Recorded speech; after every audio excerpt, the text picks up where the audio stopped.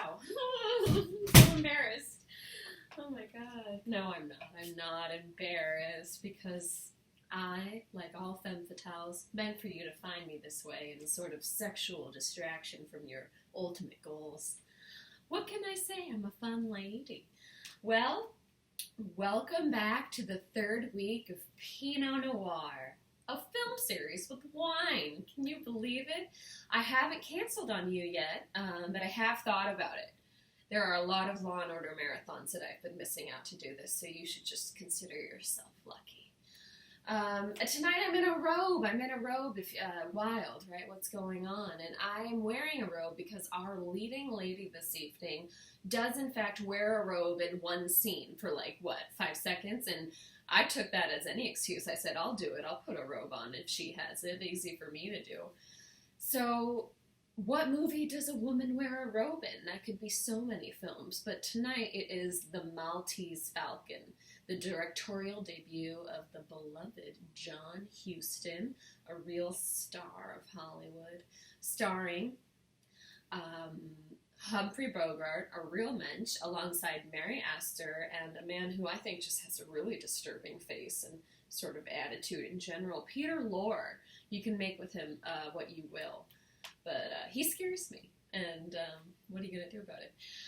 So, the Maltese Falcon. I bet you're saying to yourself, what is the Maltese Falcon? And just like this cat that's always been in my apartment on the windowsill, I don't know. I don't know what it is. I don't know where it came from. If you find out, please tell me. I'm dying to know.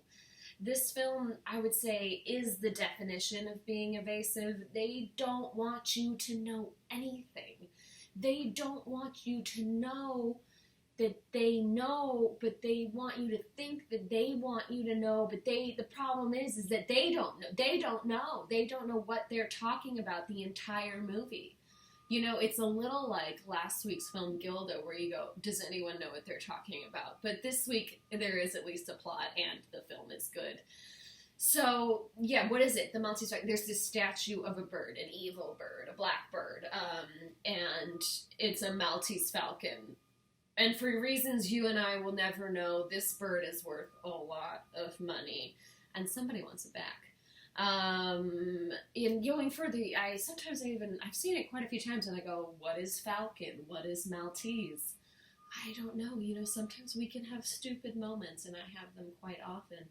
I Googled it, and I guess, you know, it's just from the land of Malta, and that is it between Spain and North Africa, and really, I didn't read much further than that, so I didn't really get deep into my Googling like I do with, you know, true crime-related things.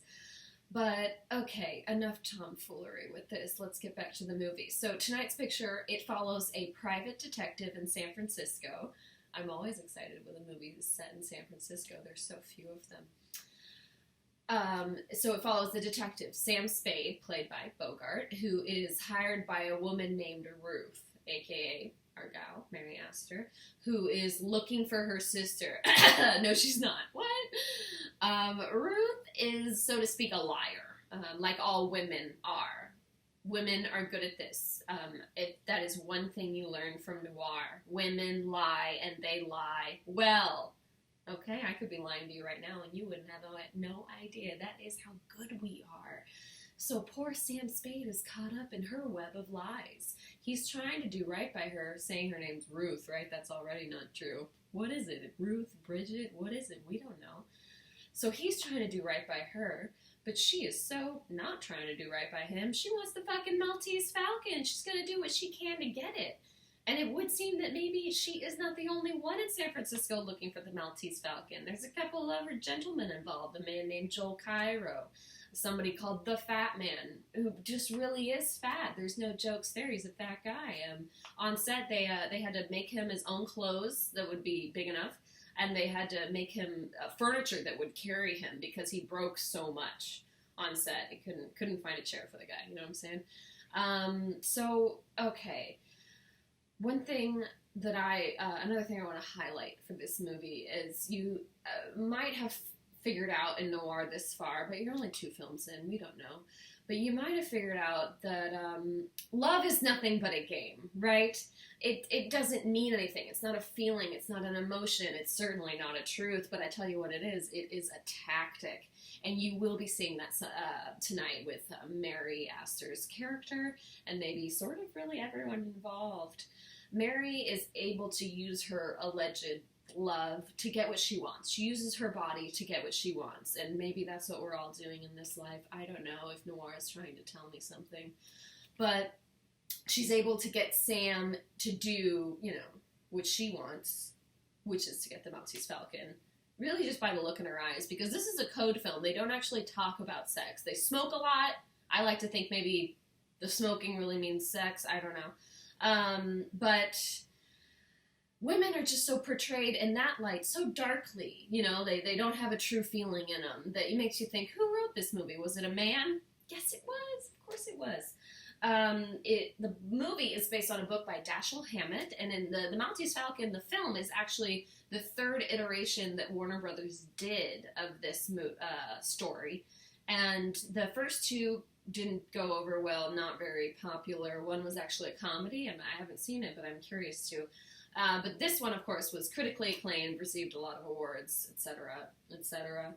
And was another thing that it is known very well for is a very noir-esque thing that was born here and sort of was taken on by the whole genre.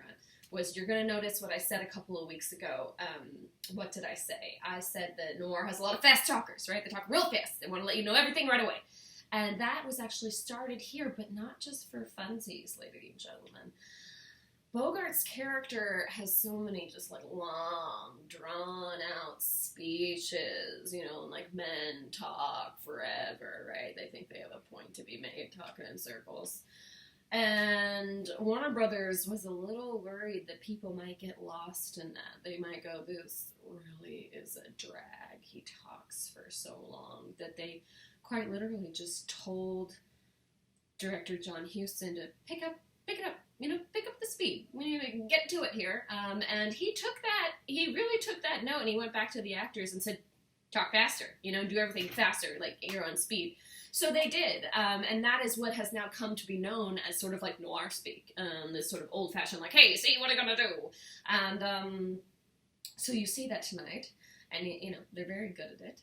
And what else do I have to say, really? I think that it's a fun movie. It'll be a relief, plot-wise, after last week, and there's a lot of great outfits, a lot of great lighting, and a lot of good fist-fighting. Once again, you'll find some gay undertones. That's another maybe theme of noir, or maybe the 50s and 60s in general. And when we come back later, I want to know if anyone can guess how much the actual Maltese Falcon from set was sold for. Probably on eBay. I don't know. Maybe it was somewhere a little more elite. But it did sell, I think, quite recently for a pretty penny. And if you can guess that, you'll win the honor of guessing that. You know what I'm saying? All right.